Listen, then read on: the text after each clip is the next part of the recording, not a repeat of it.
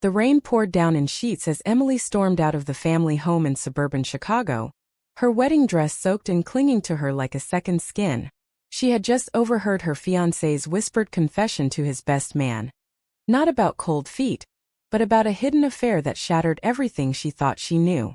But the real shock came when she realized the affair was with her own sister, Sarah, forcing Emily to confront a truth she'd buried deep. Her heart had always belonged to women, and Sarah's betrayal was the catalyst that ignited her forbidden awakening. Emily slammed the car door, her hands trembling on the steering wheel as she peeled out of the driveway.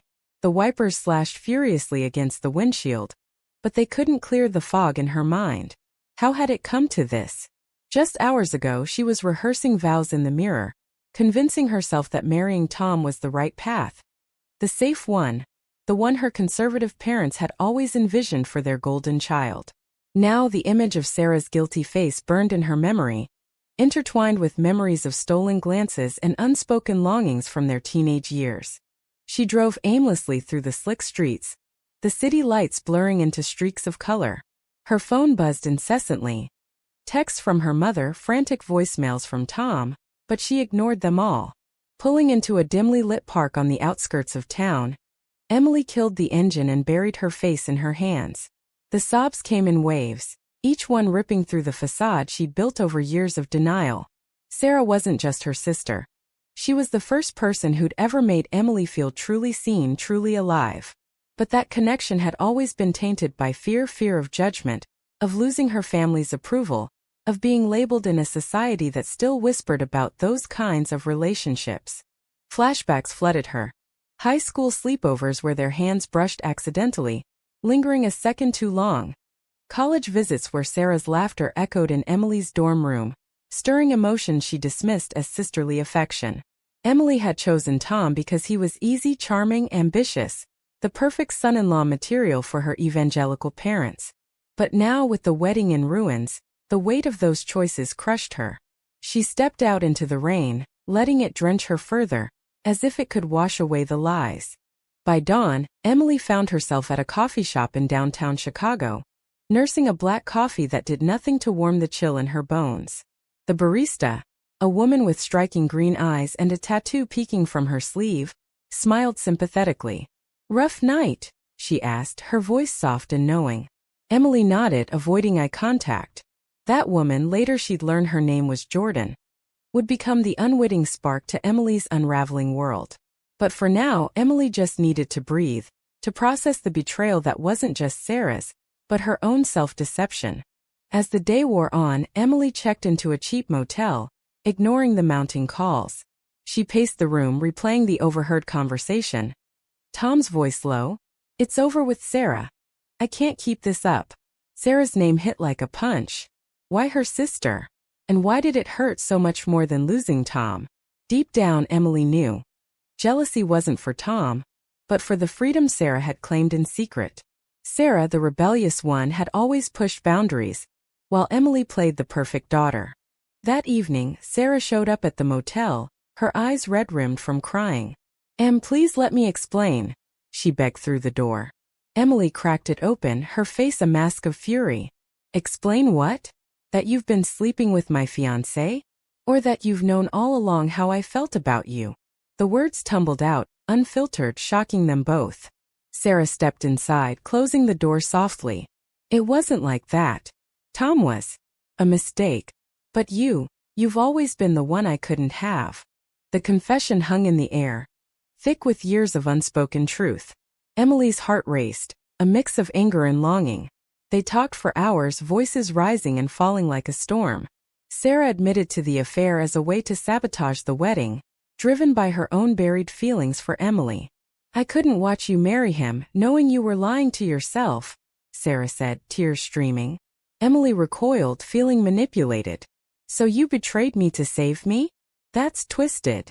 But as Sarah left, planting a hesitant kiss on Emily's forehead, the seed of doubt took root. Was this destruction a path to freedom? The next morning, Emily's parents arrived, summoned by Tom. Her father, a stern pastor, demanded answers. "This is nonsense, Emily. Tom's a good man. Whatever happened, we can fix it." Her mother nodded, clutching her Bible.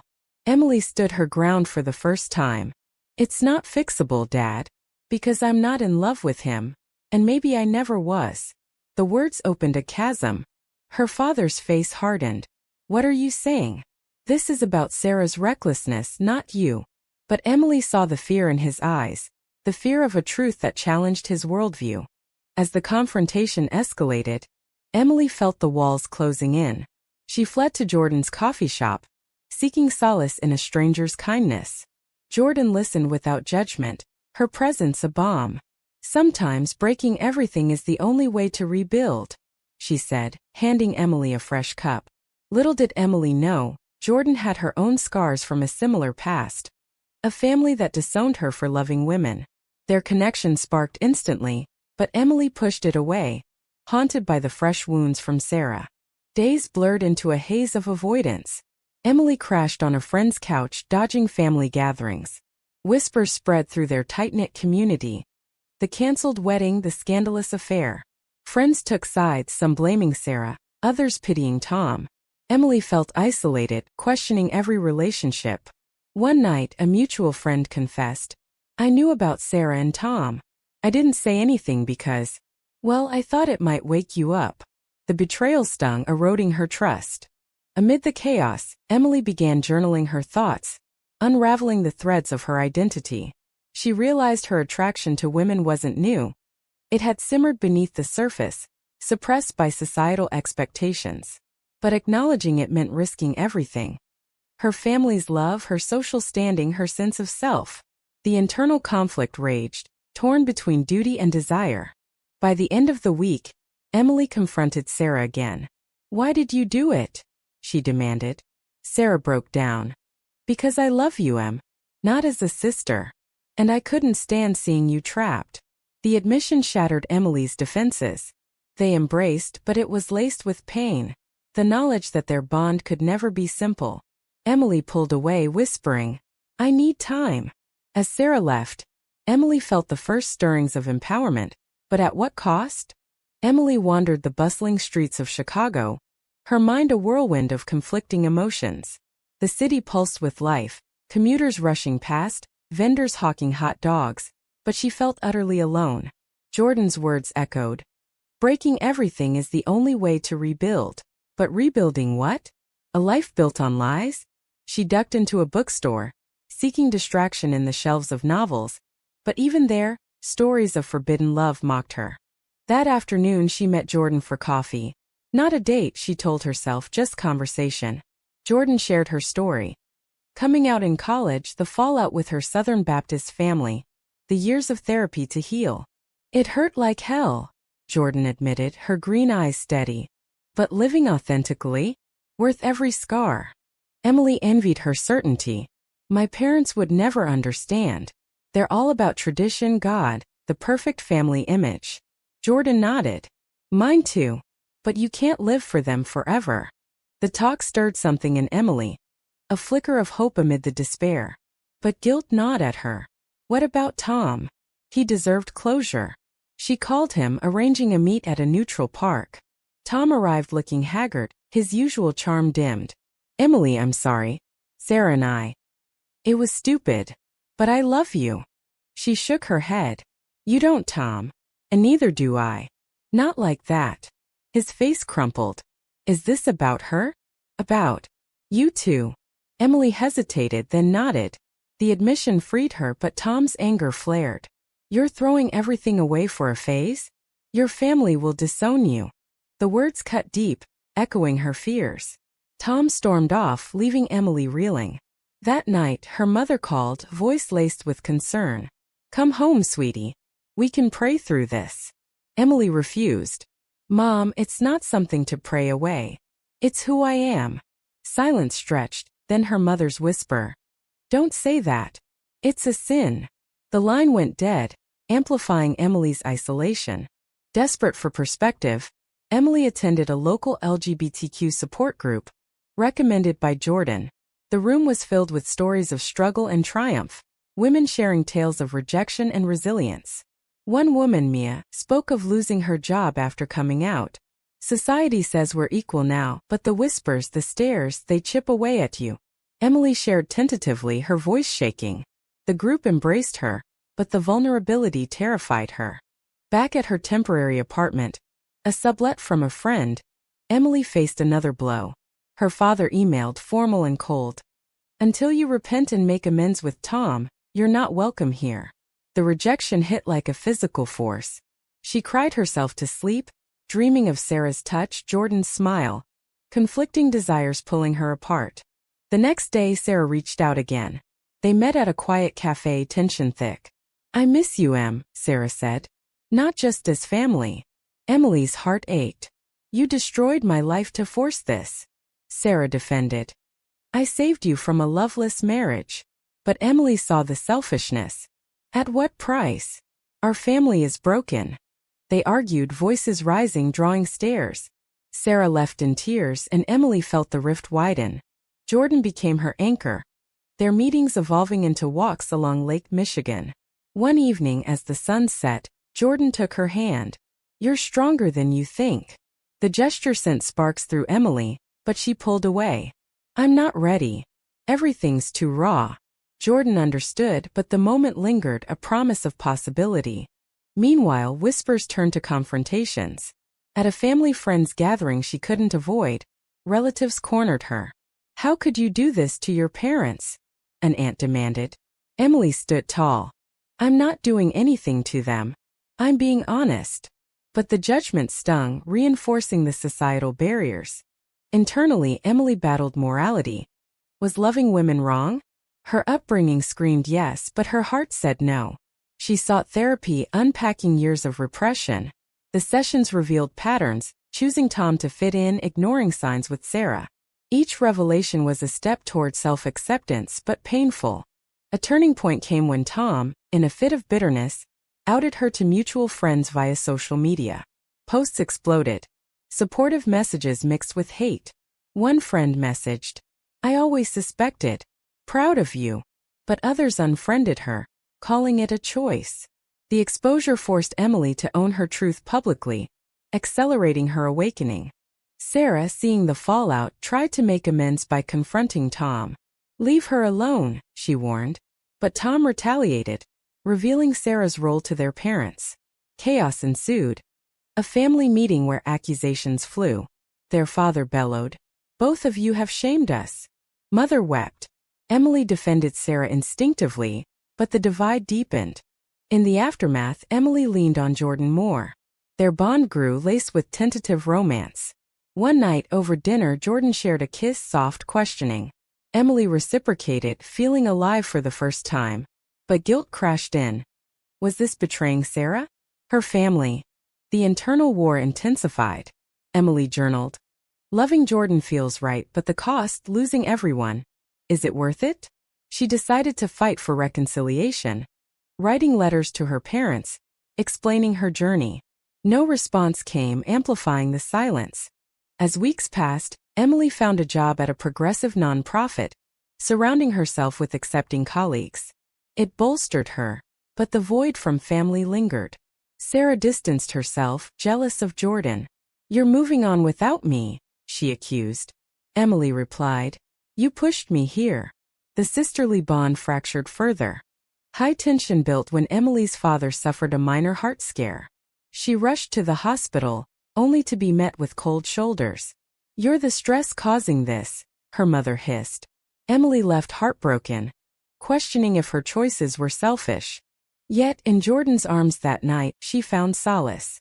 "They're wrong, not you," Jordan whispered. Emily clung to that, but the damage was done, the price of authenticity steep. Emily's world narrowed to survival mode, balancing newfound freedom with lingering wounds. Work at the nonprofit provided purpose, advocating for LGBTQ rights, but each case mirrored her struggles, intensifying the emotional toll. Colleagues noticed her distraction, offering support, but she kept walls up, fearing more betrayal. Jordan pushed gently for commitment. "We've got something real here," she said during a picnic in Grant Park. Emily hesitated. "What if I ruin it? Like everything else?" Jordan's patience wore thin. "You can't live in fear forever." The conversation ended unresolved, planting seeds of doubt. Sarah resurfaced, apologetic but demanding. We need to talk about us. They met in a neutral bar, alcohol loosening tongues. Sarah confessed. The affair with Tom was to make you jealous, to force you to see me. Emily recoiled. That's manipulation, not love. Sarah pleaded. It was desperate love. The argument escalated. Sarah grabbed Emily's arm, begging for a chance. Emily pulled away, storming out. You're toxic for me right now. The encounter shook Emily, triggering a panic attack. She called Jordan, who rushed over. Sarah's holding you back, Jordan said, holding her. But Emily defended. She's family. The tension between loyalty and self-preservation mounted. Family pressure peaked at a cousin's wedding. Emily attended reluctantly, facing stares and whispers. Her father pulled her aside. End this nonsense. Come back to church, to normalcy. Emily countered. This is my normal. He walked away, disowning her implicitly. The rejection fueled her resolve, but tears flowed in the bathroom. Post-wedding, Tom ambushed her with legal papers, suing for emotional distress, claiming she misled him. You knew you were gay, his lawyer argued. Emily fought back, hiring her own attorney from the nonprofit. The battle drained her financially and emotionally, exposing private details in court. During the trial, Sarah testified against Tom, revealing the affair's details. It helped Emily's case but strained their bond further. Why help now? Emily asked. Sarah replied. Because I owe you. But underlying jealousy simmered. Jordan supported through it all, but cracks showed. I'm tired of being second to your drama, she admitted one night. Emily promised change, but habits died hard. A heated argument followed. Jordan accused her of emotional unavailability. Choose. Heal with me or wallow in the past. Emily chose silence and Jordan left temporarily. Alone, Emily reflected on her choices. Had coming out been worth the wreckage? Therapy helped unpack the moral dilemmas of hurting others for personal truth. She realized suppression had hurt everyone more. Reconciliation attempts with parents failed. Her mother sent a letter. We pray for your soul daily. It hurt, but Emily responded with love, hoping for breakthrough. Sarah's betrayal deepened when Emily discovered she'd been spreading rumors to mutual friends, painting Emily as the villain. Confronted, Sarah lashed out. You abandoned me for Jordan. Emily saw the toxicity clearly. We need space, permanent space. The decision severed their sisterly tie, a profound loss. Empowered, Emily dropped the lawsuit countersuit, settling out of court. I won't let bitterness define me, she told Tom. He nodded, perhaps regretting his actions. Jordan returned after a week, and they reconciled. I love you, flaws and all, Jordan said.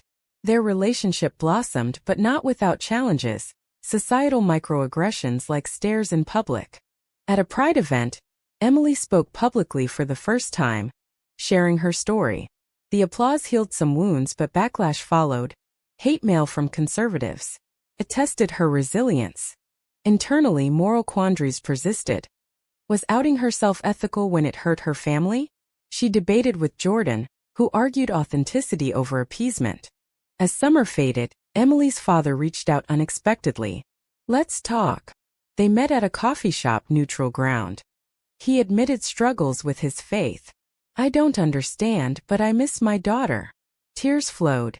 It wasn't full acceptance, but a crack in the wall. Sarah, hearing of it, reacted with envy, calling Emily a sellout. You're forgiving them but not me? Emily replied. Forgiveness isn't easy, it's earned. The exchange marked the end of their closeness.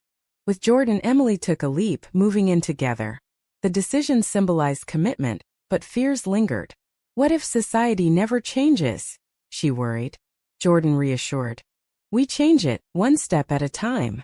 The high of new beginnings contrasted with lows. A job promotion denied subtly due to her orientation, reminding her of ongoing discrimination. Emily's awakening culminated in a personal vow.